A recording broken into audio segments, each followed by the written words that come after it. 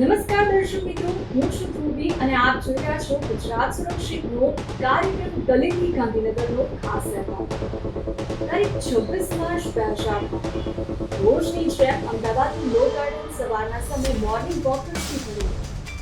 પક્ષીઓનો કલરવ હતો અને વાતાવરણ શાંત હતું. અને આ શાંત વાતાવરણની વચ્ચે એક સફેદ મારુતિ 800 કાર આવીને પાર્ક થઈ છે. કારની અંદર ગુજરાતના એક એવા પાવરફુલ નેતા બેઠા હતા જેમના એક ઇશારે ગુજરાતનું રાજકારણ ગૂંજતું હતું. પરંતુ એ સવાર એક કારની અંદર જે થયું તે માત્ર ગુજરાત જ નહીં પણ આખા દેશના રાજકારણને હચમચાવી દીધું. કારના કાચમાંથી 5 રાઉન્ડ ફાયરિંગ થયું છે અને ગુજરાતના પૂર્વ ગૃહ રાજ્યમંત્રી હરેન પંડ્યા હંમેશા માટે ખોવાઈ જાય છે. આજે આ ઘટનાએ 23 વર્ષ જેટલું સમય થવા આવ્યું છે અને સીબીઆઈ તપાસથી અદાલતો બદલાઈ, ચુકાદાઓ બદલાયા, પણ હરેન પંડ્યા હત્યા કેસનું રહસ્ય આજે પણ ગુજરાતના રાજકારણની ગલીઓમાં ગુંજે છે. અને અત્યારે આ કેસ ફરી કેમ ચર્ચામાં આવ્યો છે? કારણ કે હિરેન પંડ્યાના પત્ની ફરી ન્યાયની ગુહાર લગાવી રહ્યા છે. શું હરેન પંડ્યા પર ગોળીબાર ચલાવનાર મુખ્ય શૂટર જેલમાંથી મુક્તિ થઈ જશે? આજે આ વિડીયોમાં આપણે વાત કરીશું હરેન પંડ્યા કેસની શરૂઆતથી લઈને આજ સુધીની એક પળે પણ જે કદાચ તમે ક્યાંય નહીં સાંભળ્યું. આ વિડીયોને અંત સુધી જરૂરથી જોજો. મિત્રો, આ કેસને સમજવા માટે પહેલા એ સમજવું જરૂરી છે કે હરેન પંડ્યા કોણ હતા અને તેનું કદ કેટલું મોટું હતું. હરેન પંડ્યા એટલે રાષ્ટ્રીય સ્વયંસેવક સંઘ એટલે કે RSSના પાકા કાર્યકર.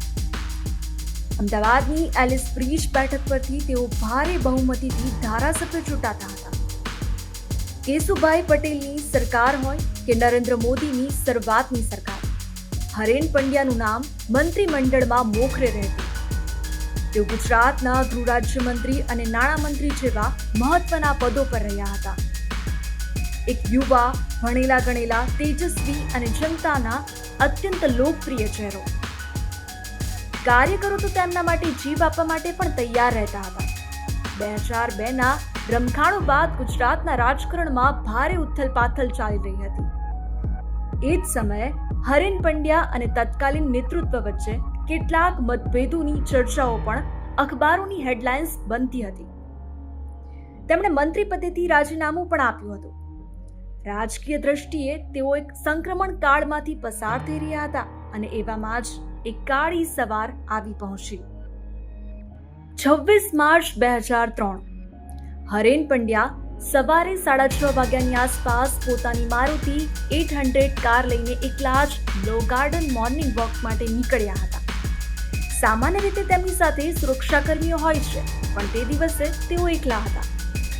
જ્યારે તેઓ લો ગાર્ડન પાસે પહોંચ્યા ત્યારે કારની અંદર જ તેમના પર 5 ગોળીઓ ચલાવવામાં આવી. તેમને તાત્કાલિક VS હોસ્પિટલમાં ખસેડવામાં આવ્યા, પણ ત્યાં સુધીમાં ઘણું મોડું થઈ ચૂક્યું હતું. ડોક્ટરોએ તેમને મૃત જાહેર કર્યા હતા. આ સમાચાર વાયુ વેગે ફેલાઈ ગયા. VS હોસ્પિટલની બહાર હજારો કાર્યકરો ઉમટી પડ્યા. લોકોમાં આક્રોશ હતો, શોક હતો અને હવામાં એક જ સવાલ હતો: હરેનભાઈની હત્યા કોણે કરી અને કેમ? કેસની ગંભીરતા અને લોકોના આક્રોશને જોતા આ કેસની તપાસ તત્કાલીન પ્રશાસન દ્વારા દેશની સૌથી મોટી એજન્સી CBIને સોંપવામાં આવી. CBIએ આ કેસમાં તપાસ કરી અને એક મોટી થિયરી રજૂ કરી.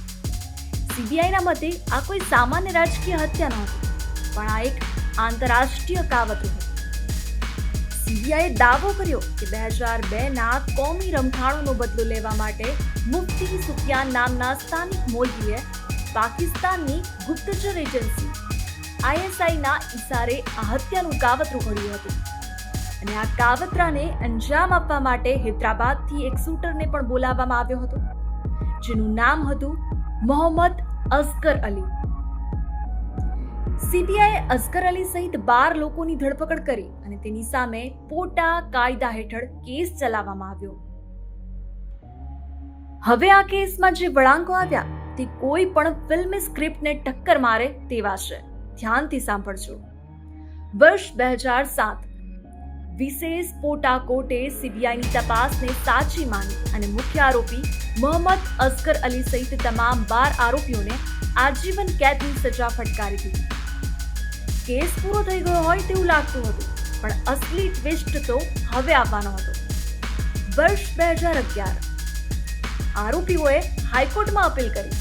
2011માં ગુજરાત હાઈકોર્ટે જે ચુકાદો આપ્યો તેણે સીબીઆઈના હોશ જ ઉડાવી દીધા. હાઈકોર્ટે પુરાવાના અભાવે તમામ 12 આરોપીઓને હત્યાના આરોપમાંથી મુક્ત કરી દીધા. હાઈકોર્ટે પોતાના ચુકાદામાં કડક શબ્દોમાં ટિપ્પણી કરી કે સીબીઆઈની તપાસ દિશાહીન, ખામીયુક્ત અને ભરોસાપાત્ર નથી.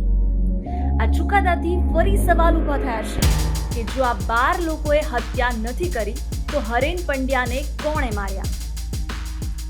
વર્ષ 2019 સીબીઆઈ અને ગુજરાત સરકારના કેસને સુપ્રીમ કોર્ટમાં લઈ ગયા. વર્ષ 2019માં સુપ્રીમ કોર્ટે હાઈકોર્ટના ચુકાદાને પલટી નાખ્યો અને તમામ આરોપીઓની આજીવન કેદની સજા ફરી યથાવત રાખી દીધી. તો દર્શક મિત્રો, જો 2019માં સુપ્રીમ કોર્ટે સજા યથાવત રાખી દીધી હતી, તો આજે 2026માં આ મુદ્દો ફરી કેમ ગરમાયો છે? કેમ આ કેસ ફરી ચર્ચામાં આવ્યો છે? એનું એક જ કારણ છે કે મુખ્ય શૂટર મોહમ્મદ અસગર અલીની અરજી. અસગર અલી છેલ્લા 14 વર્ષથી વધુ સમયથી જેલમાં બંધ છે.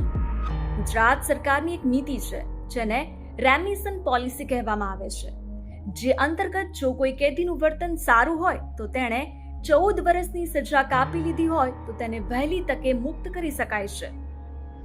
અસગર અલીએ આ જ નીતિ હેઠળ જેલમાંથી વહેલા મુક્ત થવા માટે ગુજરાત હાઈકોર્ટના દરવાજા ખખડાવ્યા છે અને તાજેતરમાં જ ગુજરાત હાઈકોર્ટે પણ રાજ્ય સરકારને એક કડક આદેશ આપ્યો છે કે આગામી 6 મહિનાની અંદર અસગર અલીની આ વહેલી મુક્તિની અરજી પર અંતિમ નિર્ણય લેવામાં આવે.